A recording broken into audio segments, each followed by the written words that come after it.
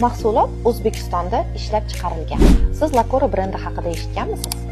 Lakore O'zbekistonda Koreya texnologiyalari bo'yicha ishlab chiqarilgan mahsulot. Victoria's Secret AQShda ishlab chiqarilgan brend mahsulot.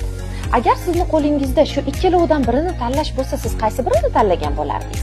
Shaxsan men o'zim bu kompaniyada 7 yil ishlaganman va sizga hozir buni eng qiziq joyini aytib bermoqchiman. Lakore brendini bozorga kirib kelishini asosiy muammosi ham uni etiketkasida yozilgan Made in Uzbekistan yozuvi edi.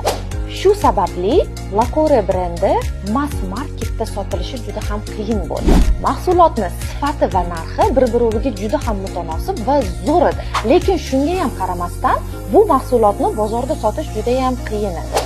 Marketing bo'limiga qo'yilgan asosiy vazifa bu mahsulotni bozorga olib kirish va uni iste'molchilarga tanitish bo'ldi. Lakore brendini iste'molchilarga tanitish uchun eng samarali yo'llardan biri tanlandi. Bu siteboy marketing, ya'ni tarmoqli marketing.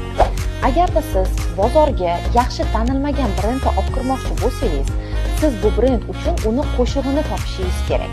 Mahsulotni qo'shig'i nima? Bu iste'molchilarga siz beradigan unikalniy торговое предложение hisoblanadi. Bizning UTP nima bo'lgan?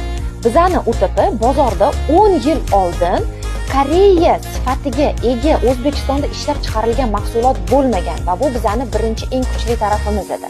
Ikkinchi eng kuchli sabablarimizdan biri bu bizning mahsulotlar O'zbekiston iqlimiga moslashtirilganligi edi.